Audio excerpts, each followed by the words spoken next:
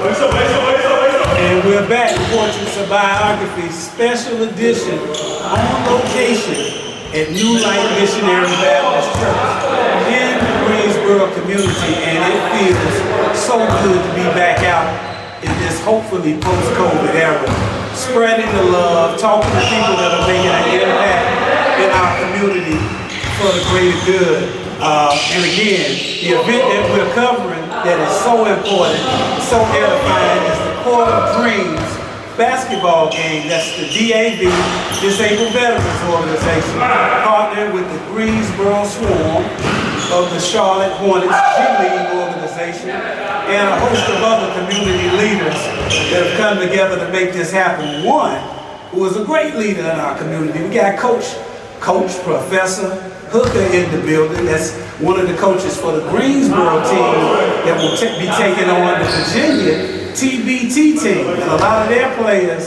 played on ESPN in that great TBT tournament that was going before the entire world. This is a big deal. They'll be playing before the Greensboro Swarm game on November the 11th. November the 11th. See some great basketball in front of the world. So, Coach Professor Hooker, I'm going to go with that today.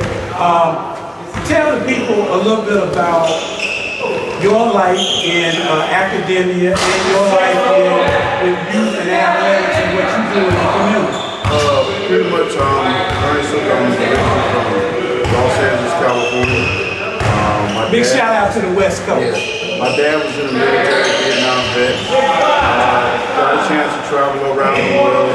A lot of people don't know soccer is my first love. I just played basketball to stay in shape. So I go all the way back to Pele. I learned to play the Philippines. And what really brought me to Greensboro, I got out of the military around 19.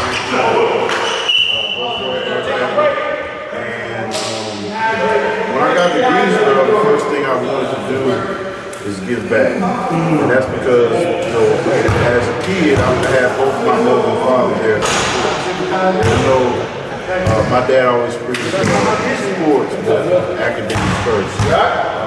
History is always a deep passion of mine, especially when you talk about our history. But what drew me here is I started working, volunteering for the community. The first place I coached at was the Brown team. So a lot of these kids I see, growing up, and some of these kids didn't come back to become students at A&T, and what I can take from that is just the respect. They still call me coach. They don't care who's really around, who's around. And then actually one of the players was here, he actually got me involved. Semi-pro. So I did semi-pro for 3 years as an owner and a coach. And I just took up coaching because I'm an X's and O's guy. Even when I played basketball in high school, I always understood the concept. It wasn't that I was the cream of the crop, but I understood the X's and O's, and so I brought that to semi-pro basketball because, PJ Harrison, Bernard Moore, these guys have talent.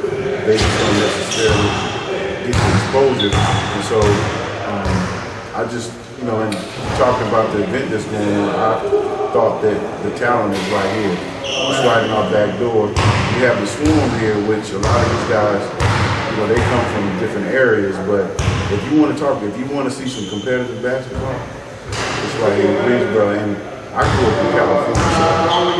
Stacey Alden, Jacques Collins in the NBA. And so these are guys that I can reach out and touch. But just to be clear is that programs like this is necessary for the community. Because you get opportunity for these guys who work every day just like I do, despite whatever their job is. I mean, every kid can't see LeBron James, every kid can't see Kobe Bryant, but a kid can see it from PJ Harrison. And if those guys, if they see those guys on the court and they, work everyday lives, I think that they can get a lot. I mean, when I was coming up, know, I grew up in California, traveled the world, but I spent a lot of time with my grandmother, and you know, it was a barber shop down the street that I used to go get my hair cut and say, hey, can I sweep up the floor? I think those are valuable lessons because, you know, as my grandmama told me, even the janitor is important. Yes, definitely. And so I carry that on my, you know, my grandmother died back in 2011. She always told me, it doesn't take money to get back, all it takes is a hand. Wow, profound. I know she's proud of you. And as you said, we can touch these folks. Big shout out to all the players that are playing on the Greensboro and Virginia team. The Braves, UNC Chapel Hill, Greens right out there, right behind us. So I want to thank you, salute you in your professorship at A&T, in your podcast. You're an awesome brother, and thank you for being a part of this interview. And come on out to the game and you can meet. Come on out. It's a fun family event. Starts at 12:30 all the way to 3:30. Then if you buy a ticket, there's a link that I can share. You click on the link, the tickets are $6. The first game is free, then it gets you into the Swarm game. So I want to thank you guys for coming out here and covering this. But I will say this, just to wrap it up, when I reached out to Will Grace, who I really love, I immediately said, hey, it's for the benefit. He said, what do you need? So that's why I like it, because that's the response that I get from this guy. And you know, I support them. You know, hey, if they're playing in a tournament, I'll sponsor them. It really ain't about the money, but it's just the kind of connection that you get. You know, it don't cost to have a conversation. So, thank you again. Hey, thank you, Coach.